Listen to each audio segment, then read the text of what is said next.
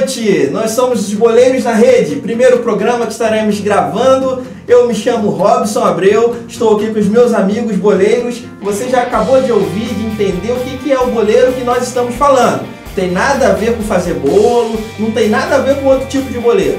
Ninguém aqui foi jogador profissional também, mas somos torcedores, estudiosos e gostamos muito de falar dessa paixão nacional que é o futebol brasileiro. Eu vou apresentar a vocês os nossos amigos que estão aqui conosco, comigo, participando desse programa.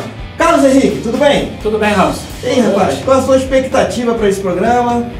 Boa noite, galera, tudo bem? Minha expectativa é enorme, estamos nesse projeto e queremos agradar o máximo possível a nossa audiência, né? E como primeiro destaque eu queria colocar quem será o técnico do Flamengo? Mais uma pergunta que não quer calar, né? Já aconteceu isso no início do ano e agora novamente. Quem será o técnico do Flamengo? É uma grande incógnita essa aí, né? Romão, tudo bem? Boa noite. Tudo bom, boa noite, meu querido. Satisfação imensa estar com vocês aqui nesse programa. Eu quero dizer para vocês que a visão sobre o futebol de vocês não será mais a mesma depois desse programa. E dizer que Paulinho vai ficar de 45 a 60 dias fora do Vasco. De molho, né? De molho. Caramba. Tudo bem. Sidney Costa. Boa noite, amigos. Boa noite, alvinegros do meu Brasil.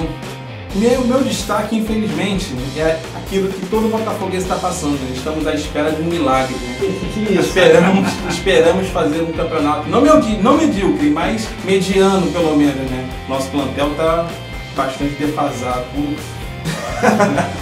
Ué, gente, essa ideia do boleiro foi muito engraçada, que surgiu num bate-papo informal, uma zoação entre amigos. Então é esse espírito que a gente quer trazer aqui também para o nosso programa, tá bom? Vamos lá. Destaques aí do estadual. O que vocês acharam do campeonato estadual, de uma maneira geral? O que vocês acharam desse campeonato que tivemos aí? Cara, eu particularmente achei o estadual muito fraco, principalmente no que se refere à presença de público, um regulamento muito doido, muito difícil de compreender e chegaram à final os dois clubes que não ganharam turno nenhum. É difícil de entender esse negócio. Eu particularmente não gostei do estadual desse ano. Fala aí, Romão. O estadual enche linguiça, né? Teve a parte que encheu linguiça. E aí o estadual para valer mesmo foi o quadrangular final. Eu acho que é o time que teria maiores possibilidades. Deixou a desejar, né? Acho que priorizou a Libertadores, que foi o Flamengo. O Botafogo e o Vasco não tinha nada a perder, estão ganhando, né? Só não encheu o estádio, né? Encheu linguiça, mas não encheu o estádio, né? Enche de datas, né? Mas não, na verdade, que é bom. Enchemos a final no Maracanã. Já foi vendido, assim, por último, a gente não sabe muito o valor final, o número final de torcedores, mas até sábado tinha sido vendido mais de 35 mil ingressos. Então, assim, a final foi muito maneira. Agora, é engraçado ver o flamenguista falando que os dois times que chegaram à final não ganharam nenhum turno, mas ano passado fizeram a mesma coisa, né? Mas tudo bem, né? E quem ganhou foi o Flamengo, que também não ganhou nenhum turno, né? Mas é engraçado. Quer direito de resposta? Vai lá, tudo bem. Não, mas é por isso que o estadual é complicado. Os regulamentos a cada ano, eles se superam. Eu comungo desse Eles se superam. Né? Eu acredito que o estadual poderia voltar da forma que era feito antigamente. Pode ter os dois turnos, a Taça Guanabara, a Taça Rio, e faz a final do campeão dos dois. Isso aí é fato. Não, porque eles têm medo, na verdade eles têm medo, como já aconteceu há anos atrás, um time ganhar os dois turnos. Aí ficam duas datas sem jogo para a TV, né? Isso é complicado. Mas isso é fácil de resolver, cara. Se um clube só ganhar os dois turnos, o que tiver a melhor campanha de turno faz uma final.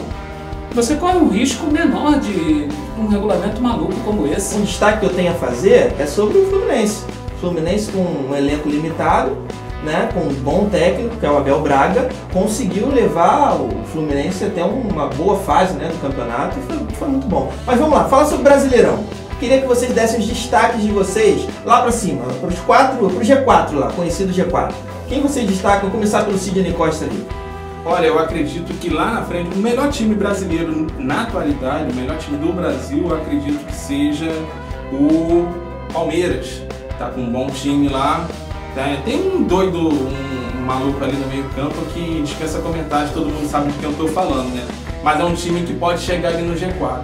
Palmeiras, Santos com um técnico arrojado, vocês viram o que o Jair conseguiu fazer no Botafogo, né? Com aquele time ele conseguiu jogar o Botafogo lá na Libertadores, imagina o que ele não pode conseguir com o Santos, mesmo com o Santos tendo essa defasagem no seu elenco também. Faltando um meia, né, de ligação. Faltando um meia de ligação, o Gabigol não sabe para que veio, mas enfim.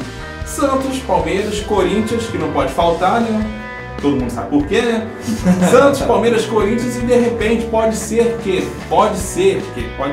não quer dizer que vai estar lá. O Cruzeiro pode ser que chegue por lá. E o Grêmio de repente pode correr por fora aí nessa galera aí. Fala, Romão. Olha só, listar 4 é muito pouco.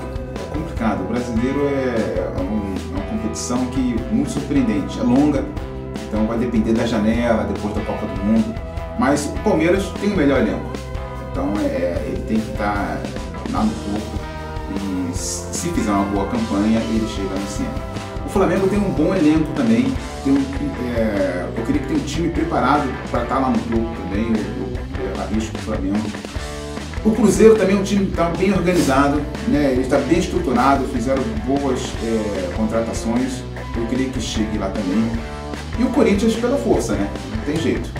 O próprio Grêmio, que é o campeão da Libertadores, atual campeão, não tem tanta força assim. Pode ser que chegue por fora. Não tem tanta força assim, longo prazo? A longo prazo, e vai ter jogadores no time. E você, Carlos? Cara, os meus 4 favoritos hoje seria Palmeiras, pelo elenco que tem, né? É muito difícil esse time não chegar entre os 4. Ser campeão, não sei, mas chegar entre os 4 eu acho muito difícil não acontecer. Eu coloco o melhor time para mim do Brasil hoje, o time mais acertadinho dentro do campo. O time mais acertadinho dentro do campo para mim é o Grêmio. Eu acho que o Grêmio é um dos grandes favoritos, mas tem a questão do Renato. Se o Renato permanecer técnico do Grêmio, eu acho que o Grêmio briga pelo título. Se o Renato sair, a gente não sabe o que vai acontecer. O Cruzeiro, apesar de ter um bom time, mas nos jogos decisivos ele tem fracassado.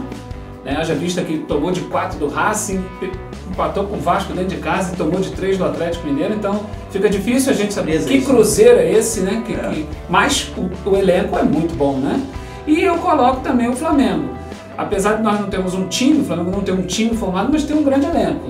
Se alguns jogadores começarem a jogar, eu acredito que o Flamengo possa figurar entre os 4. Ser campeão, vai ter cheirinho de novo? Acho muito difícil. Vai ter cheirinho de novo? Vale agora dar ênfase ao Clube da Colina, Clube de Regatas Vasco da Gama. Erasmo, o que você tem para nós aí para trazer sobre o Vasco da Gama? Sobre o Vasco, é um time que vem sofrendo ao longo das décadas por má administrações, né? E é um time que está sobrevivendo aí.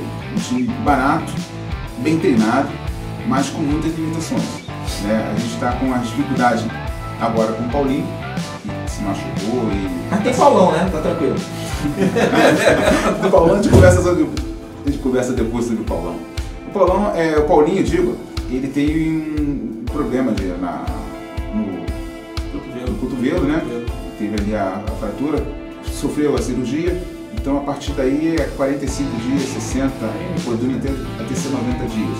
Então ele só volta mesmo lá depois da Copa do Mundo, vai ter parado em junho, né? Então esse é o problema. Outro problema do Vasco, que é extracampo, as eleições, mais de 335 associados votaram de maneira irregular. E aí o Ministério Público já vai, de repente, embargar. Já a pessoa responsável lá pela avalia do computador já foi denunciada, né?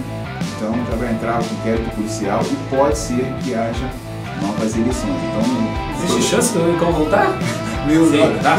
Se tratando de Eurico, tudo pode acontecer, né? Tá Sibério ou não? Não sei ainda, não sei o que falar. Mas com esse time limitado, Paulão na zaga ali firme na zaga, né? E aí a gente precisa ter muita fé para alavancar esse Brasileirão, né? Eu creio que na Libertadores a gente não tem uma vida tão longa.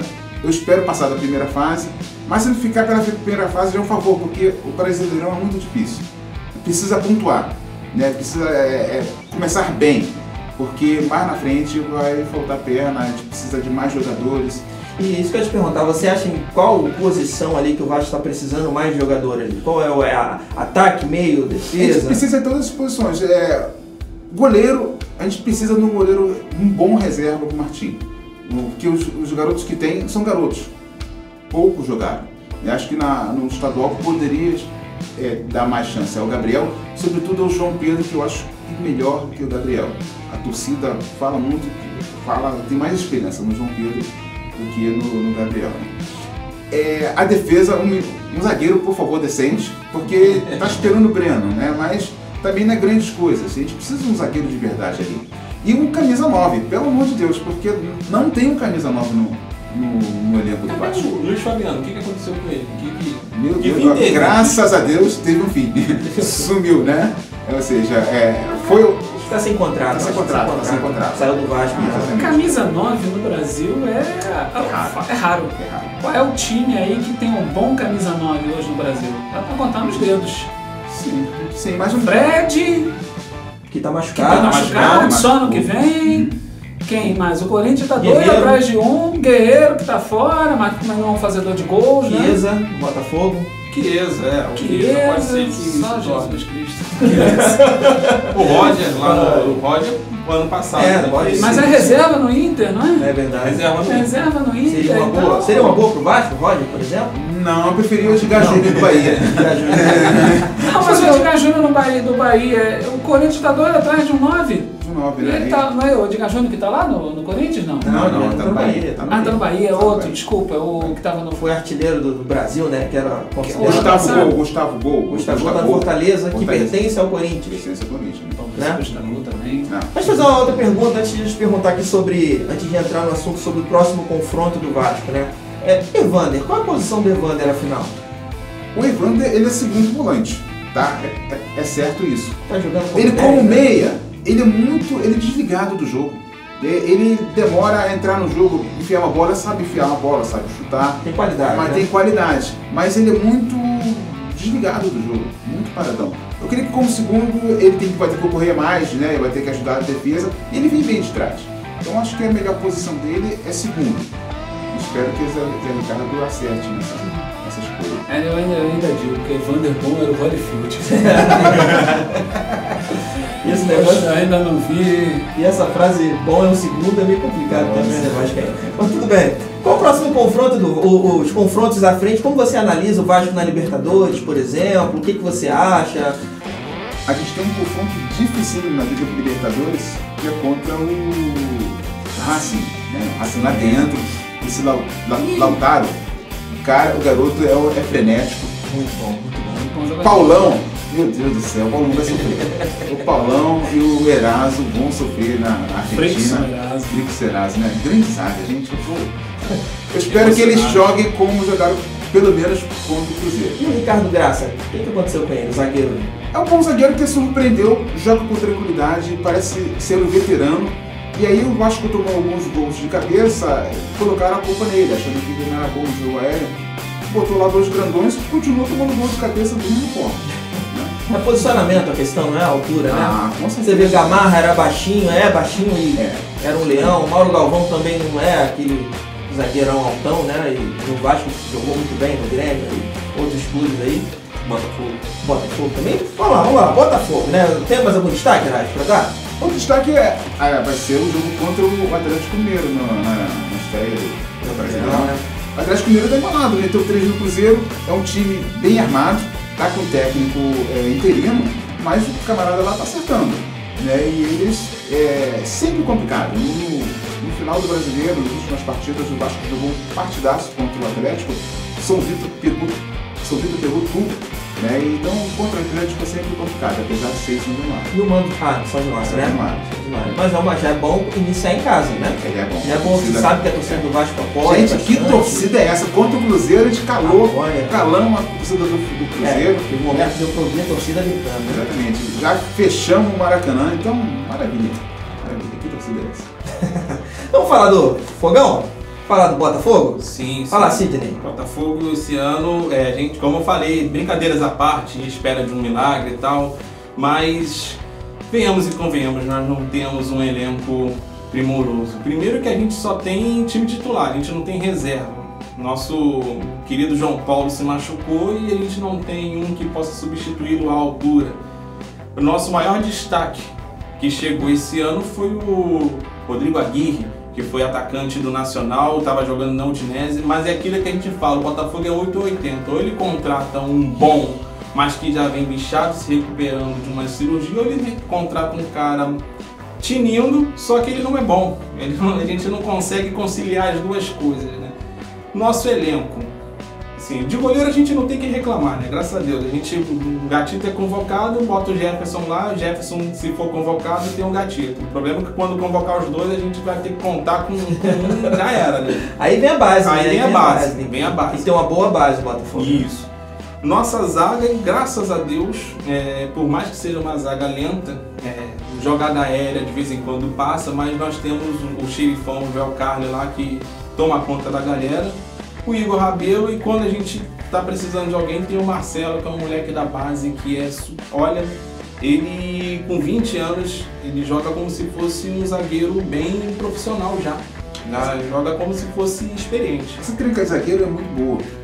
O problema do Botafogo sofreu nos finais do Carioca foi a cabeça de área e a organização, que o João Paulo está fazendo muita falta O João também. Paulo está fazendo muita falta. Outro jogador interessante que vai voltar é o Matheus Fernandes, né, que já está treinando com bola já, pro brasileiro ele já está jogando legal.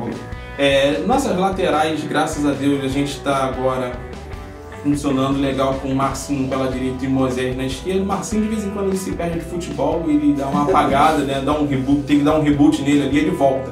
Então, assim, mais nada que nos dê tanta preocupação, pelo menos por enquanto, tanta preocupação. Nosso meio-campo, que sem o João Paulo ali, que tá dando, assim, frios na espinha. Mas vem cá, Sidney, aproveitar disso aí, o que você achou dessa questão da punição, depois de não punição, do João Paulo, o que aconteceu no caso com o Rildo, né? Complicado. Olha, eu vou te falar, brincadeiras à parte, o Rildo não é um jogador violento, mas ele acabou inativando um jogador por um longo período de tempo. Então, assim, acho que a punição tem que ser severa, sim. Tem que ser severa para servir de exemplo para outros casos. Então, ele tinha que ser punido severamente mesmo. Agora teve um habeas corpus. Conseguiu um habeas corpus. A moda do Brasil é um habeas corpus. Então, deram um habeas corpus pro Rildo, ele pode voltar. Acredito que ele não volte no início do Brasileirão por causa do problema do ombro dele. Mas... diz pra mim, próximo confronto do Botafogo, a nível de brasileiro e sul-americana, né, também? Próximo confronto do Botafogo não é nem o brasileiro. Próximo confronto do Botafogo já é o Audax italiano, já pela sul-americana. Pelo menos no dia, tá dizendo no dia 12 de abril. O Audax italiano que tem no seu elenco nada mais nada menos que o nosso grande ídolo Louco Abreu. A galera do Flamengo adora quando a gente fala do Louco Abreu, né, cara? Mas ele tá... Eu era criança, o Louco Abreu já jogava. Mas é um cara que ele se reinventa, né? Tá nativa e tá fazendo gol. Então, assim, é um cara que se ele tivesse no Botafogo hoje, ele poderia estar resolvendo ali na frente. Esse time é chileno? Esse time é chileno. E o primeiro jogo será onde? Vai ser lá. Vai ser na casa deles, lá no Chile, lá no estádio Municipal de La Flórida. Rapaz. O Botafogo é engraçado, né, cara? Permita um comentário. Já há tempos que eu acho que o Botafogo tinha que se dedicar exclusivamente à Copa do Brasil, que é um campeonato que qualquer time pode ganhar. Se dedicou em um jogo. Se dedicou. Como é que o Botafogo, a Copa do Brasil vai pagar uma fortuna de premiação? Como é que o Botafogo consegue perder para a Aparecidense? Se dedicou durante... Acabou o ano do Botafogo. Na verdade, se dedicou durante 80 minutos. Depois dos outros 10 minutos, acabou o Botafogo. Aí tomou 2 gols, acabou. A mesma coisa de Gil e Fluminense. Acabou o ano desses dois clubes, né? A preocupação dos 3 times, Vasco, Botafogo e Fluminense, não tem elenco para suportar 2 competições e o Brasileirão. Então é preocupante, principalmente se não pontuar nas primeiras rodadas. Vai ficar complicado pra gente. Porque para depois correr atrás do prejuízo vai ser duro. Só para finalizar sobre o elenco do Botafogo, a gente tem lá na frente o Chiesa, né, que é um cara que está voltando aí de lesão. Pode ser que ele funcione na frente. O Pimpão, ele jogou a Libertadores, ele se perdeu do futebol, o futebol ficou lá na Libertadores, eu não sei se ele vai se encontrar com ele nesse meio tempo. E o Leandro Aguirre, o Rodrigo Aguirre, que está chegando aí, que pode ser que seja uma grande aposta do Botafogo. O jogador que eu acho que eu levo fé no Botafogo é o Ezequiel. Garoto novo, trabalha bem, ele é rápido, ele é esperto. Eu acho que ele pegando um pouquinho mais de experiência e confiança, ele vai crescer muito. Ou seja, à espera de um milagre. Agora temos 2 clubes para falarmos aqui do Rio de Janeiro. Temos o clube tricolor carioca, que é o Fluminense, que, como eu destaquei aqui no início, foi uma grande surpresa, a meu ver, aonde o Fluminense conseguiu chegar, da forma como o Abel conseguiu organizar aquele time do Fluminense. O time do Fluminense tem algumas peças boas, por exemplo, o Marco Júnior é um dos destaques, mas se você for analisar também, não é um nome que tem em outros elencos aqui do Brasil, até do nosso Rio de Janeiro, mas é um jogador de destaque, Marco Júnior. O goleiro Júlio César foi uma boa surpresa no lugar do Diego Cavalieri, que saiu do Fluminense, e desde o finalzinho do ano passado ele já foi mostrando seu valor, né? O que vocês acham aí sobre o elenco do Fluminense? Acredito que o Júlio César tenha sido o melhor do elenco do Fluminense, né? Se não fosse o Júlio César, o Fluminense tinha tomado alguns gols por conta das suas falhas ali naquela final da Taça Rio contra o Botafogo, né? Até porque também assim, a gente não tinha nenhum ataque ali, né? Mas o Júlio César fez bem o papel dele. Tem o Gun também, que é um zagueiro experiente ali, né? Mais atrás. Mas passa experiência para os mais jovens, né? Verdade, Só, pode orientar. Só isso. Conta boa sorte. O goleiro reserva, que é o De Amores, que fez uma Bolsa Americana no ano passado, parece ser um goleiro experiente, né? E aí, de repente, te ajuda. Destaque, aquele lateral esquerdo, o Ayrton, bom, pra frente ele vai bem. Ayrton Lucas. Ayrton Lucas, ele precisa de uma cobertura ali. E o Pedro, que foi artilheiro do campeonato. Aliás, o artilheiro com menos gol dos últimos anos aí, né? Desde 1911, o Campeonato Carioca não tinha, né?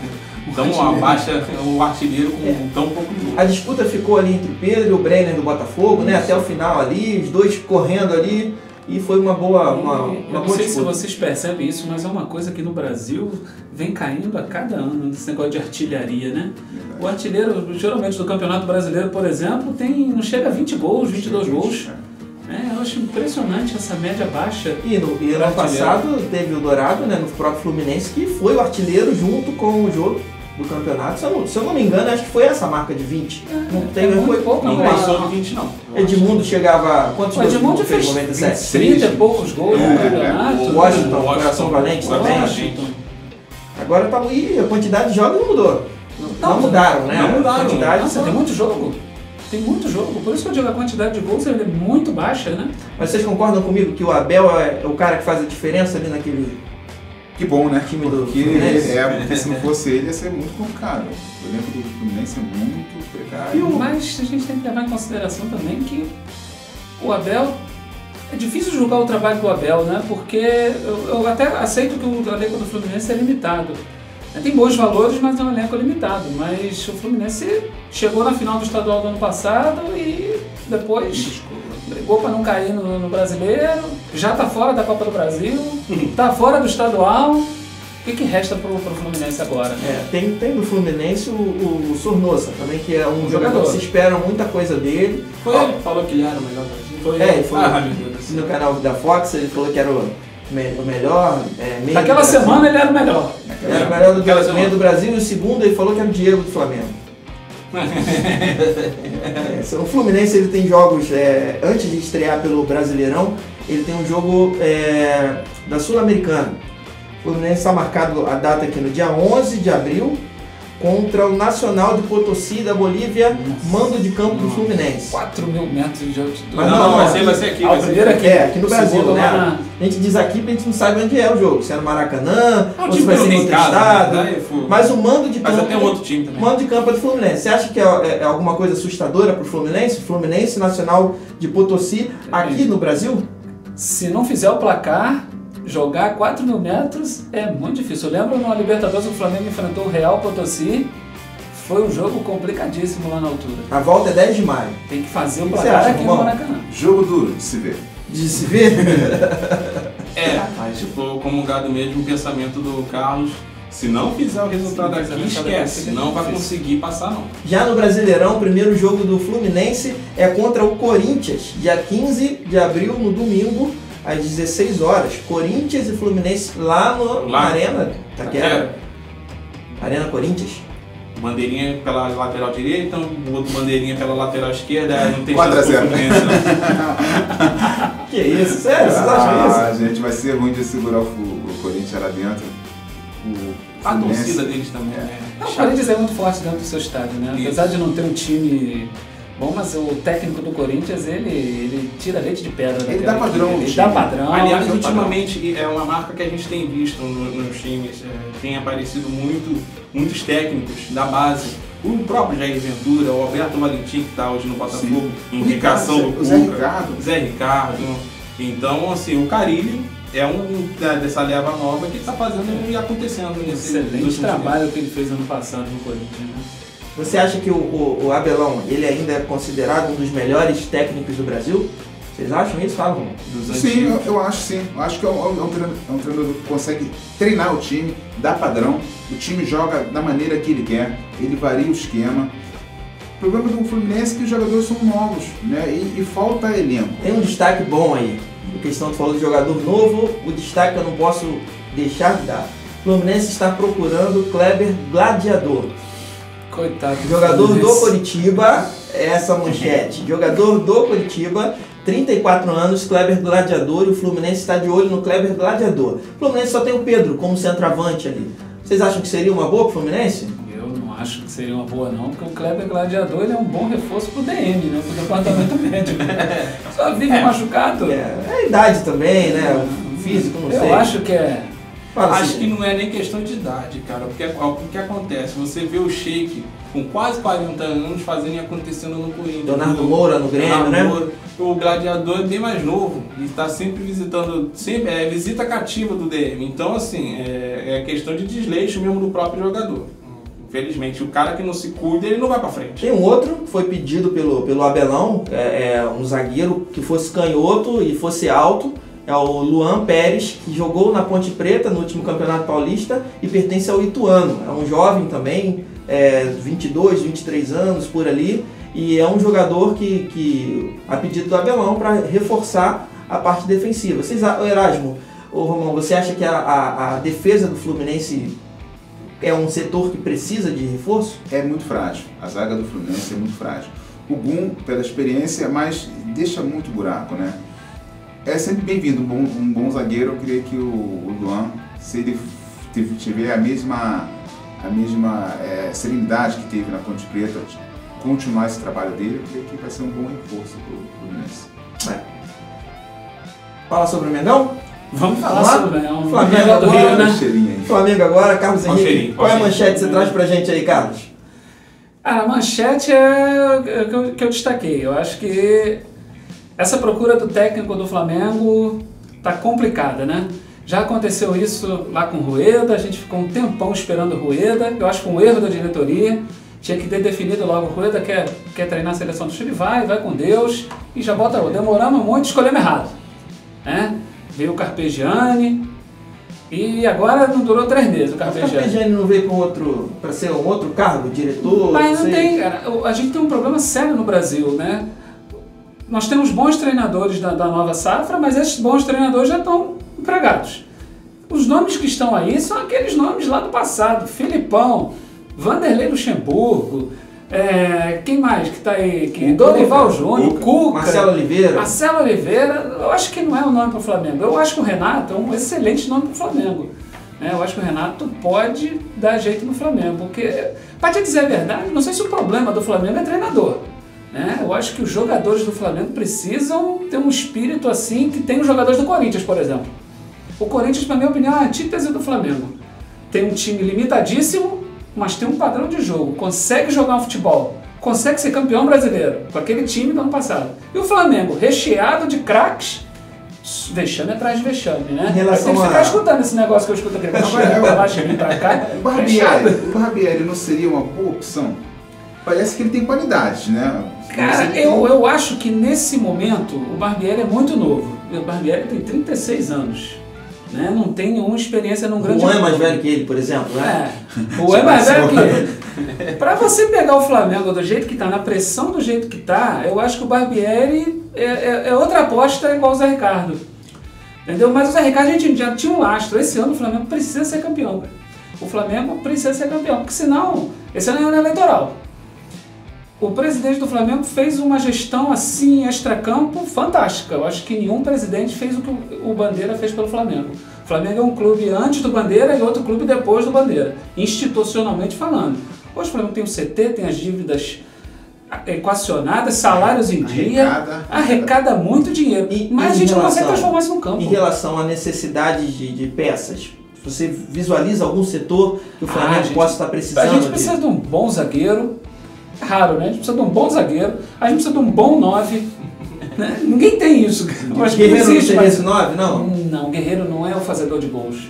Eu acho que nós nos enganamos com o Guerreiro. O Guerreiro é um excelente jogador, mas ele precisa de alguém do lado dele para botar a bola para dentro. O Guerreiro não é esse cara. O Dourado não é esse cara também. O Racing tá pleiteando o Guerreiro, né? Sondando o Guerreiro, verdade. O Guerreiro é um excelente jogador, mas ele não é fazedor de gols. O Lautaro vai saindo, o dinheiro do Lautaro pode... Isso. Agora o Flamengo precisa de laterais, né, cara? Eu torço para que o Zeca venha. Eu escutei ontem que o Santos já aceita uma boa quantia em dinheiro, algo em torno de 4 milhões de euros, e mais o poderosíssimo Arão. O Botafogo... Né? O Botafogo tanto quer, tanto idolatra, e a gente tá querendo que ele, quer ir longe. Suma de lá, né? 16 milhões de reais era o valor, traduzindo em reais, mais o Ilharão. Aí é a questão, vale isso tudo, Zeca? Você oferecendo um Ilharão mais 16 milhões? Cara, eu acho que no atual estágio que o Flamengo se encontra nas laterais, não tem outra opção. O que você acha, Romão? É um bom nome. O Flamengo já gastou tanto dinheiro com tantos nomes ruins aí. Acho que o Zeca é um bom jogador, uma boa oferta para uma posição carente. Vale a pena? Eu creio que vale a pena. Sim. Vale a pena. Porque eu acho muito mais produtivo o Zeca do que o dinheiro que a gente gastou com o Henrique Dourado. Entendi. Gastamos muito dinheiro com o Henrique Dourado. Teve a venda do Viseu agora, né? Aí tem o jovem Lincoln como substituto ali do Dourado, enquanto o Guerreiro não volta, né, a jogar. Na verdade, o Guerreiro só volta depois da Copa do Mundo, né? Porque a cabeça dele... O Flamengo só volta pro Flamengo depois da Copa do Mundo. O que eu digo de cabeça, né? Carlos, fala pra gente dos confrontos que o Flamengo tem, os próximos confrontos. Cara, o Flamengo tem uma grande oportunidade. O grande problema é que a gente não sabe que Flamengo vai entrar em campo, né? Que time que a gente vai botar em campo? Que técnico vai comandar? Mas o Flamengo tem uma grande oportunidade de, nos 3 primeiros jogos, marcar 9 pontos. Quais são? A gente estreia contra o Vitória, lá no Barradão, joga contra o América Mineiro no Rio, a despedida do Júlio César, verdade. E depois joga com um dos melhores goleiros brasileiros de todos os tempos. Reconhecido mundialmente, né? Foi até, passou na lista dos 10 primeiros, né? Quem não se lembra do goleiro que tomou 7x1? Não, mas a gente não pode. Ele não teve culpa nenhuma dos 7x1. Não vou voltar para esse assunto. Falando do 7x1, um dos melhores goleiros que eu vi. Nenhuma das pessoas que eu estar assistindo vão gostar que a gente fale do 7x1. Vamos separar, vai lá. Mas o terceiro jogo é contra o Ceará, lá no Castelão, né? Então, carne assada. Com todo respeito ao que esses clubes merecem, eu acho que o Flamengo tem a obrigação de fazer 9 pontos. Arrancar bem no brasileiro, porque vai ter Libertadores, jogo importantíssimo contra o Santa Fé. Se o Flamengo ganhar do Santa Fé, abre 5 pontos do Santa Fé. E um empate, né? River e Santa Fé. Então o Flamengo está com 4 pontos, o Santa Fé está em segundo com 2. Então, ganhando do Santa Fé, abre 5 pontos do Santa Fé e aí finalmente nós vamos passar da primeira fase de grupo. Chega dessa história também, né, cara? História sem fim. Né? História sem fim. E tem a Copa do Brasil também, né? As oitavas de final da Copa do Brasil começam antes da Copa do Mundo. Os times, eles participam, os times que saem da primeira fase, não é isso? Da Libertadores? Em terceiro lugar... você fala da Copa do Brasil? Copa do Brasil. Sim. Os times que estão na Libertadores. Vai ser... Ano passado, os times que saíram na primeira fase foram para a Copa do Brasil, mas teve um intervalo bom. Esse ano não. Esse ano vai ser junto. A competição fica mais longa. A competição vai ficar mais apertada. Maravilhoso calendário brasileiro. O que vocês acharam desse programa de hoje, Sidney? O que tu achou aí, cara? Cara, foi uma experiência, eu que quase não já tive experiências com rádio, mas assim, com canais, assim, audiovisual a primeira vez, uma experiência positiva. Espero que melhor. O primeiro programa para mim está sendo maravilhoso. Então, assim, espero eu, time do jeito que eu sou, para os próximos programas esteja um pouco mais solto para poder fazer o que a gente mais gosta de fazer, que é comentar sobre futebol. Romão. Olha, do lado de um flamenguista caneludo, só bola fora. Só bola fora. Botafoguense chorão, toda hora pede juiz para parar o jogo, pede falta. O tricolor que não sabe onde está em campo, nem apareceu, né? E eu aqui, o vascaíno achando que sabe jogar bola, né? Tipo o Eraso, é o elegante, né? Eita! Eu creio que as nossas diferenças nos fazem felizes. Né? Isso aí. E assim, é muito interessante de estar com amigos falando de futebol, mesmo tendo gostos muito diferentes, né? Vai fazer um agradecimento especial? Eu quero agradecer minha esposa, minha amada esposa, né, que na comemoração do seu aniversário me cedeu essas horas para estar com os amigos. Luciana. Você deu um alvará liberando ele. Obrigado, Luciana. Obrigado, meu amor. Luciana, um abração, feliz aniversário. Agradecer ao Van Clay também, que muito nos ajudou e teve que partir para o seu outro ofício, né, seu trabalho. Valeu. Carlos, fala aí. Cara, foi uma experiência extremamente agradável, estar aqui um tanto quanto nervoso, as mãos estão suando, mas foi legal. Eu acho que é uma ideia que tem tudo pra gente, tudo para dar certo e espero que a galera que está assistindo tenha gostado. Falei Van Clay, tem o Diego que está conosco, nos ajudando em todas as áreas também. Diego, muito obrigado, valeu pelo seu apoio. Gente, olha só. Teríamos muita coisa para falar, muito assunto. A gente comentou sobre os que devem passar lá em cima do Brasileirão, os que devem ficar lá embaixo também no Brasileirão, e tem muita coisa. Ao longo dos próximos programas, nós poderemos destacar muito mais coisas, à medida do campeonato caminhando, nós podemos destacar. Espero que você tenha gostado. Sempre lembrar vocês, nas nossas redes sociais, vai estar aparecendo no vídeo para você curtir, participar do Instagram, Facebook, entrar no canal do YouTube e curtir o canal para que você sempre receba notificações. Isso é muito importante. Valeu? Queremos agradecer, vai estar aparecendo na nossa tela tudo isso. Quero agradecer a você pela paciência e divulgue. Boleiros na Rede, não esqueça disso. Boleiros na Rede é mais uma forma de falar de futebol, de conversar entre amigos de uma forma bem à vontade, bem leve. Tá bom? Obrigado!